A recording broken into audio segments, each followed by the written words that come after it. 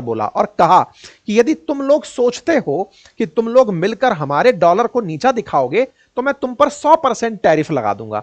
यह बकायदा इनका ट्वीट है जो इन्होंने आते ही सबसे पहले मार डाला कि अगर ब्रिक्स कंट्री सोचते हैं कि मेरे खिलाफ करेंसी ले आएंगे तो मैं 100% टैरिफ लगा दूंगा, अमेरिका में माल बिकने नहीं दूंगा। ऐसे में हम जैसे देशों ने निकलकर कहा कि ऐसा फिलहाल कोई प्रस्ताव नहीं है, हम डॉलर का कोई रिप्लेसमेंट नहीं तलाश रहे हैं। भारत इस समय पर सफाई दे गया। भारत से यही एक बहुत बड़ी गलती हुई थी। गलती क्या हुई थी ये कहिए कि भारत की जो साधने की नीति है कि हम इसको भी साध लें उसको भी साध लें, किसी का बुरा ना बने। अच्छा, दुनिया में ये होता आया है कि अगर आप सबके अच्छे हो ना तो आप किसी के अच्छे नहीं हो, आपको कोई ना कोई पक्ष लेना पड़ता है। अब एक ऐसा समय भारत को भी फील हो रहा है। भारत की, मैंने आपसे उस समय भी कहा था, ऑपरेशन सिंदूर के समय पर भी कहा था कि भारत ने अपनी डिप्लोमेसी में एक बहुत बड़ा लूपोल कहीं ना कहीं ढूंढ लिया है और वो ये है कि हमें पक्षधर बनना पड़ेगा। हम जो मध्यम मार्गी बनकर चलते हैं, जब हमें मित्रों की तलाश होती है तो हमें भी मध्यम मार्ग दिखाने वाले मित्र आ जाते हैं। जैसे ऑपरेशन सिंदूर के समय हमारा परम मित्र रूस भी खुलकर हमारे साथ खड़ा नहीं हुआ। क्यों नहीं हुआ? उसने भी हमें वही ज्ञान दे दिया कि जिस तरह आपने रशिया यूक्रेन के समय पर ज्ञान दिया था कि डिप्लोमेसी डायलॉग से पीस आती है, उसने भी हमें यही ज्ञान दे दिया कि देखिए संवाद से चीजें सुधरती हैं, बातचीत कर लीजिए, क्या पता दोनों देशों के बीच शांति आ जाएगी। तो वो हमको शांति का पाठ वैसे ही पढ़ा गया जैसे हमने उसको रशिया यूक्रेन के केस में पढ़ाया। ऐसे ही इजराइल और फिलिस्तीन के संघर्ष में, इजराइल और हमास के संघर्ष में इजराइल भी हमें ज्ञान वही दे गया कि आतंक के खिलाफ हम आपके साथ दृढ़ता से खड़े हैं, बिल्कुल वैसे ही जैसे भारत ने इजराइल को कहा था कि हम खड़े हैं।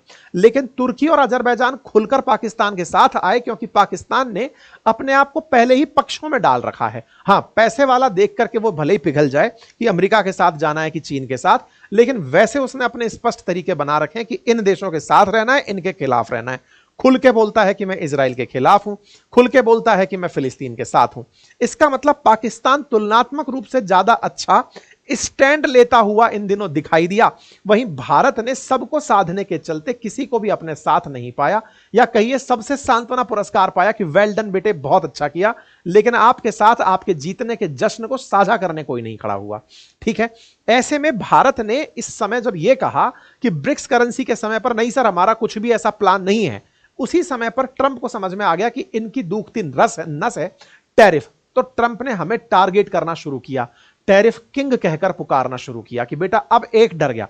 अच्छा, भय की एक बहुत बड़ी नियति है, भय की एक नेचर होती है, जो जितना डरता है उसको उतना डराया जाता है, जिसके अंदर जितना भय प्रवेश कर चुका है उसको उतना ही बड़ा किया जा सकता है। अमेरिका को यह समझ में आ गया था कि इंडिया टैरिफ किंग नाम से चिढ़ गया है, इसे लग रहा है कि पता नहीं अमेरिका हम पर कितना टैरिफ लगा देगा।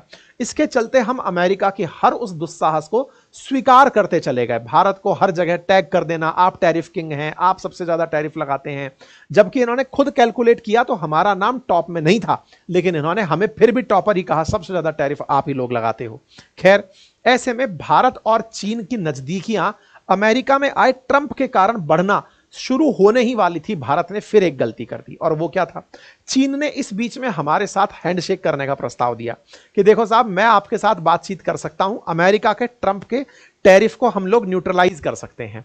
भारत लेकिन उस समय पाकिस्तान को लेकर गुस्सा था कि तुम बेटा बड़े मौका परस्त हो, अब तुम्हारी हालत खराब हुई है तो तुम हमारा साथ चाहते हो, पाकिस्तान के मामले में तुम कुछ नहीं बोलते हो। तो हमने चीन को फिर से आंख दिखा दी कि नहीं, हम नहीं सुनेंगे तुम्हारी।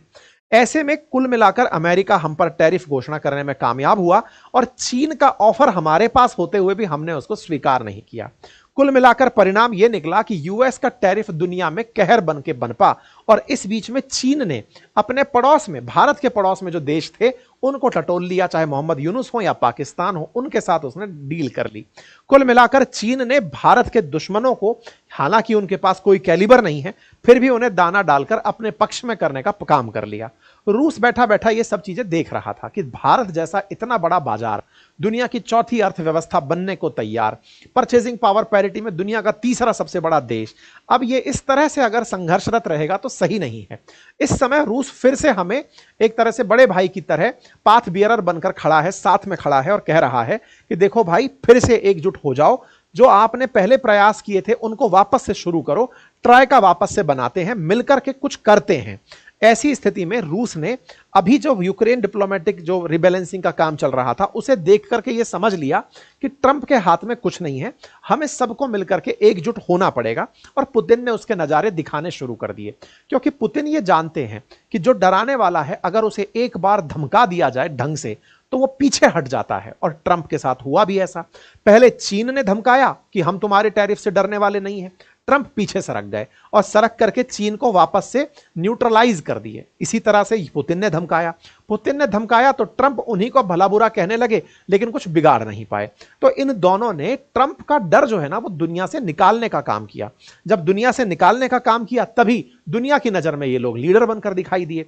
और हम जैसे जो देश हैं, जो दुनिया में बड़ी इकोनॉमी होते हुए भी, रूस से बड़ी इकोनॉमी होकर के भी हमें लीडरशिप किसी और की अब चाहिए हो रही है, तो रूस ने हमें समझाया है कि भाई सुनो, तीनों लोग मिलते हैं और इसके लफड़े में मत फंसो, वापस से मिलते हैं, ट्रेड के लिए कुछ ना कुछ विकल्प निकाल ही लेंगे, तीनों एक साथ रहेंगे, एकजुट रहेंगे, तो फिर कोई हमारी लड़ाई का फायदा नहीं उठाएगा। बिल्कुल वैसे ही है कि अगर भारत और चीन वाकई में कभी विचार करके देखिए, अगर ये दोनों देश एक हो जाते हैं, हालांकि ये दोनों बहुत ही मुश्किल से संभव होगा क्योंकि फिर तो दुनिया की तमाम ताकतें जुट जाएंगी इन दोनों को संघर्ष कराने के लिए, लेकिन अगर एक बार ये दोनों देश एक हो जाते हैं तो ये बेचारे समुंदर ढूंढ ढूंढ करके, बांग्लादेश बंगाल की खाड़ी में डुबकी लगा लेगा तो पाकिस्तान अरब सागर में डुबकी लगा लेगा, और अमेरिका तो पैसिफिक ओशन की तरफ झांकेगा तक नहीं कि देखना ही नहीं है, ये लोग तो गलत काम कर दिए हैं।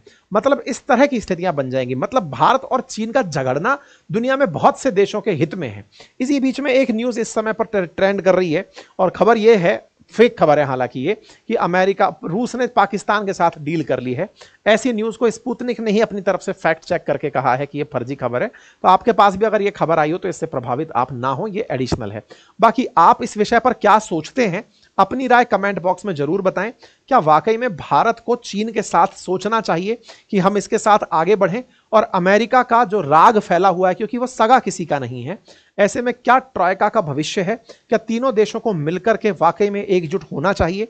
क्या भारत को अपनी डिप्लोमेसी पर विचार करने की आवश्यकता है? तमाम बातें आप विचार करके कमेंट बॉक्स में अवश्य लिखिएगा सेशन पूरा होने के बाद में।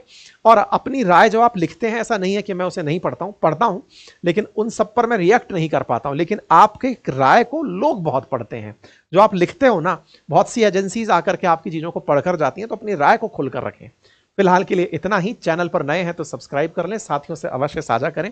साथियों, कल जो वेबिनार होने वाली थी बातें बाजार की पर और अपनी पाठशाला पर, उसे सोमवार को करेंगे हम लोग, ठीक है ना? तो आपने जिन्होंने ज्वाइन कर रखा है वो ज्वाइन रखें, सोमवार के दिन उस पर मुलाकात होगी। साथ ही साथ में हमारे जो कोर्सेज हैं, अपनी पाठशाला पर जो मेरा कोर्स आया हुआ है जिसमें हमारे हैंड रिटन नोट्स आपको उपलब्ध हो रहे हैं, हमारे कोर्स के साथ में आप उसे ज्वाइन कर सकते हैं। हमारे हैंड रिटन नोट्स आपको जीएस फाउंडेशन बैच के साथ मिल जाएंगे, और बातें बाजार की पर जो हमारा पोर्टफोलियो बिल्डिंग और मैनेजमेंट का कोर्स है, ये भी आपको उपलब्ध है बातें बाजार की एप्लीकेशन पर, आप इसे ज्वाइन कर सकते हैं। Thank you so much.